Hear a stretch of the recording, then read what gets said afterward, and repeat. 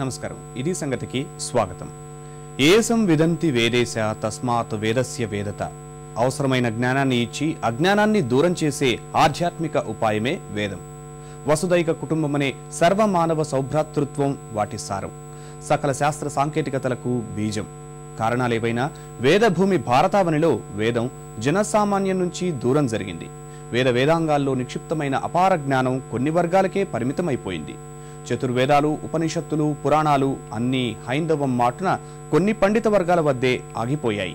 నిక్కచ్చిగా చెప్పాలంటే ఒకనాడు అఖండ భారతావని జీవననాదమైన వేదం నేడు శిథిలావస్థకు చేరుకుంది. ఆ చిమ్మ చీకట్లు చీల్చుకుంటూ చిరుదివ్వెలు వెలిగిస్తున్న వేద పాఠశాలలు ఇప్పుడిప్పుడే దిద్దుబాటుతో పునర్వైభవం కోసం ప్రయత్నాలు చేస్తున్నాయి.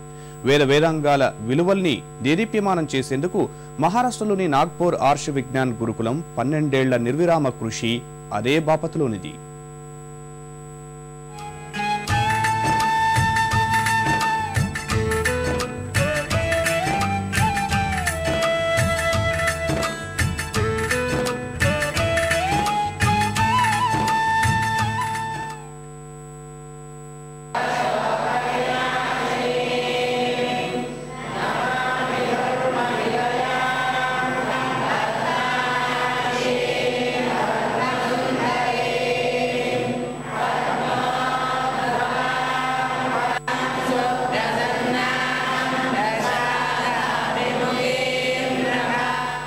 పాశ్చాత్య హోరులో కనుమరుగైపోయిన వాటి జాబితాలో ముందు వరుసలో నిలిచేది అత్యంత ప్రాచీనమైన మన గురుకుల విద్య, వేదాల అభ్యసన. కులాల జాతుల తగాదాల్లో, ఆపై పరాయి రాజుల రుధిర ఖడ్గ పాలన కింద, ఆ తర్వాత తెల్లవారి బూట్ల కింద నలిగిపోయి పూర్తిగా మరిగిపోయింది మన భారతీయత. నేడు సాధారణ మనిషికి అత్యంత దూరంగా నిలిచాయి వేదాలు, ఉపనిషత్తులు, పురాణాలు, లక్షల కోట్ల విద్యలు. చివరకు పరిస్థితి ఎలా మారిందంటే వేదం నేర్చుకోవాలని ఆసక్తి, కుతూహలం జనానికున్నా ఎలా నేర్చుకోవాలి, ఎందుకు నేర్చుకోవాలి అన్న విషయం మాత్రం తెలియదు.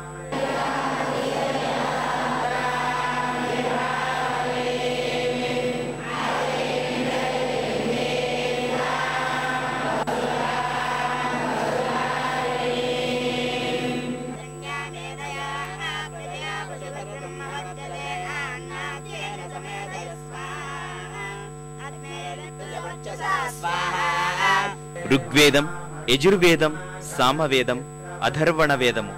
ఈ చతుర్వేదాల్లో 1180కి పైగా అధ్యాయాలు, 1,00,000కు పైగా శ్లోకాలు ఉండాలని అంటారు. కానీ ప్రస్తుతం మనకు లభించేవి 20,023 మాత్రమే. నిజానికి వేదంలో లేని అంశం లేదు. లోకంలో సర్వప్రాణులు సుఖ సంతోషాలు పొందాలి అన్నదే వేదాల సారం. నదులు ఎన్ని ఉన్నా అన్నీ గమ్యసాగరాన్ని చేరడమే.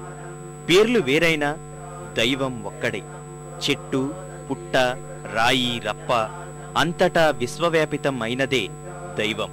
లోక కళ్యాణం కోసం వేదాల ఉపదేశమే శరణ్యం. ఈ అంతర్మథనం నుంచి ప్రారంభమై ఇప్పుడు దేశంలో అక్కడక్కడా చిరుదివ్వెలు వెలిగిస్తోంది వేద పాఠశాలల సంస్కృతి.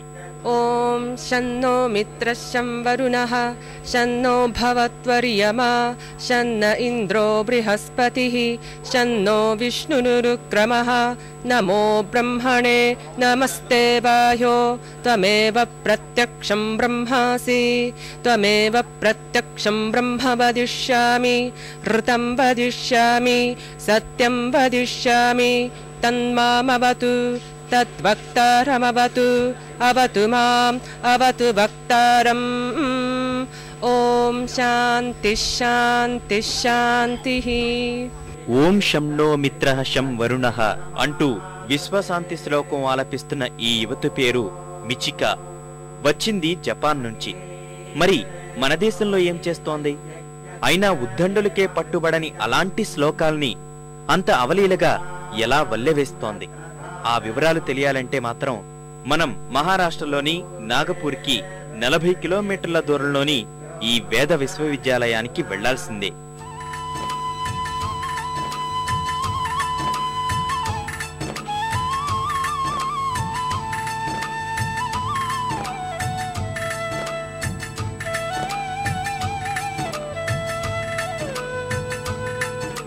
ప్రస్తుతం ఎన్నో వేదాంగాలు కాలగర్భంలో కలిసిపోయాయి. మిగిలిన వాటిని అయినా రక్షించుకోవడం, భావితరాలకు అందించడం మన బాధ్యత. అదే లక్ష్యంతో 12 ఏళ్లుగా కృషి చేస్తున్న సంస్థ నాగపూర్ ఆర్ష్ విజ్ఞాన్ గురుకులం.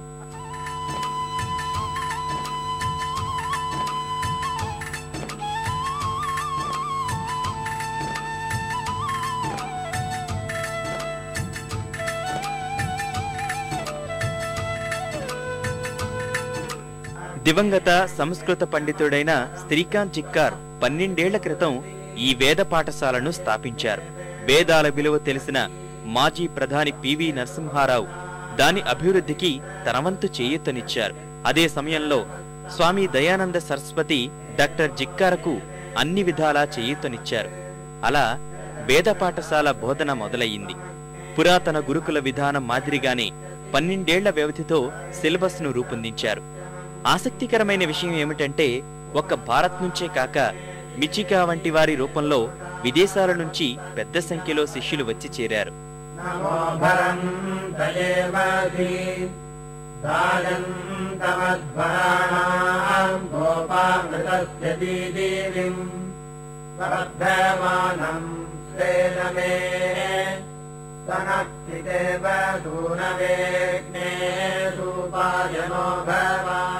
వేదాల్ని ఆధ్యాత్మిక భావనతోనే చూస్తున్నాం.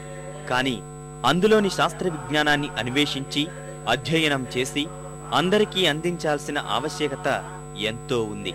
అవి మన పురాతన సంస్కృతి, మన దేశానికి ప్రత్యేక గుర్తింపు చిహ్నాలు.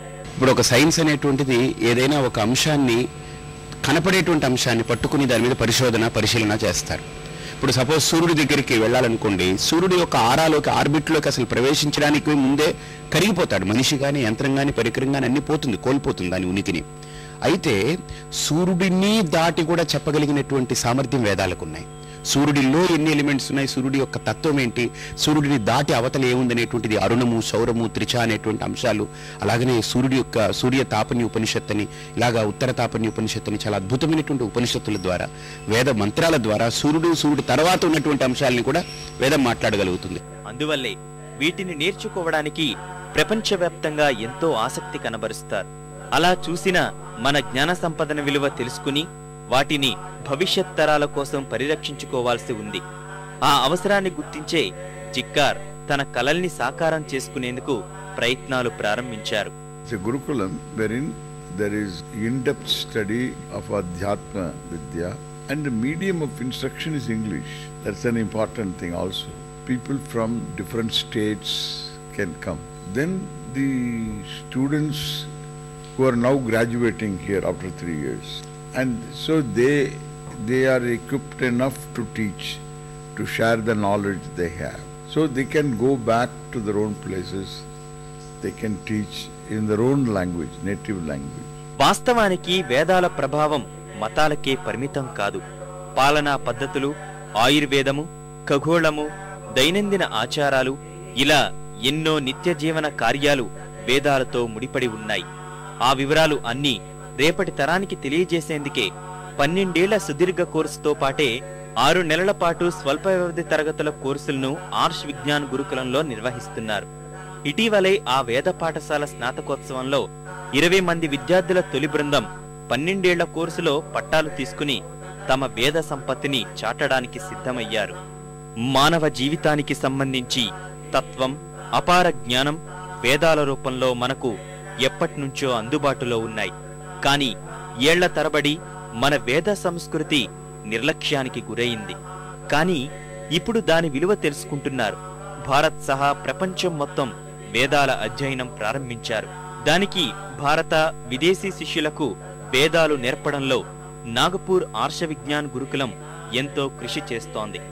ఉత్తరప్రదేశ్లోని బులంద్ సహార్ నుంచి వచ్చిన ధ్రువ్ మాటల్లో చెప్పాలంటే వేదాల అధ్యయనం ఎంతో సంతృప్తిని ఇచ్చింది అంటాడు ఆ యువకుడు. भारतीय संस्कृति, ये जो नॉलेज है जो हम यहाँ पढ़ रहे हैं, ये आत्मज्ञानम है. तो यहाँ जो लोग आते हैं वो सबसे पहले अपने आप को समझने के लिए आते हैं कि सच क्या है, और समझ के जब वो बाहर जाते हैं तो इससे फ़ायदा सबका होगा, लेकिन डायरेक्टली नहीं, इनडायरेक्टली होगा. तो क्योंकि लोग इस नॉलेज को फैलाएंगे तो जो हमारा इंडियन कल्चर है उसकी भी हमें ज़्यादा डीपर नॉलेज होगी और सब लोगों को ज़्यादा डीपर समझ आएगा कि हमारा इंडियन कल्चर एक्चुअली क्या है। విద్యార్థులకు వేదాలు బోధించడం వెనక ఆర్ష విజ్ఞాన గురుకులానికి పెద్ద లక్ష్యమే ఉంది. వాటిని మన పాఠశాల విద్య సిలబస్ లో చేర్చాలి అనేది అక్కడున్న నిపుణుల విజ్ఞప్తి. అలా సాధ్యమైనంత ఎక్కువ మంది అక్కడ వేదాలను నేర్చుకుని వాటిని విశ్వవ్యాప్తం చేయాలనేది వారి ఆకాంక్ష. ఆర్ష విజ్ఞాన గురుకుల ప్రచారకుల లక్ష్యం ఒక్కటే, వేదాలను బోధించడం ద్వారా నేటి యువతరం భారత సాహితీ మూలాలు అర్థం చేసుకునేలా చేయడం.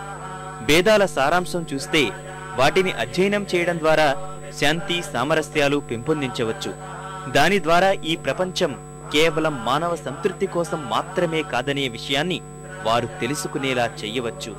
దాంతోబాటే వసుధైక కుటుంబం అనే మహోన్నత భావనను ప్రపంచానికి చాటిన ఈ దేశంలో ప్రజలందరికీ దాని సారం చేరాలనేది వారి అభిలాష. If you allow me, I would put a curriculum for all small children to study little bit of Upanishad, what the message of the Upanishad is and what is the message of the Bhagavad Gita, and completely the Ramayana and Mahabharata. The Ramayana and Mahabharata are the two epics that connect our country. Everywhere Rama is worshipped, everywhere Krishna is worshipped, and that is really the Ramayana and Mahabharata are the epics which connect our country, the length and breadth of our country. So we have to revive the teaching of the Ramayana and Mahabharata in our schools. నిజాయితీగా చెప్పుకోవాలంటే వైదిక సంస్కృతిని కొనసాగించడంలో మనం వైఫల్యం చెందామన్నది ఒప్పుకొని తీరాల్సిందే. ఇన్నాళ్లకు మళ్లీ ఆర్ష విజ్ఞానం వంటి విద్యా సంస్థల ద్వారా అవి తిరిగి జవసత్వాలు పుంజుకునే అవకాశం చిక్కింది. మరి వాటి ఫలాలు ఎలా ఉండబోతున్నాయన్నదే చూడాలి. ఏది ఏమైనా వేదోఖిలో ధర్మమూలం, వేదం అనేది మనం అనుసరించాల్సిన సాధనాలను తెలిపేది. ఆ మర్మం తెలిసిన వారెవరైనా ఇలాంటి పరిశ్రమను అభినందించాల్సిందే.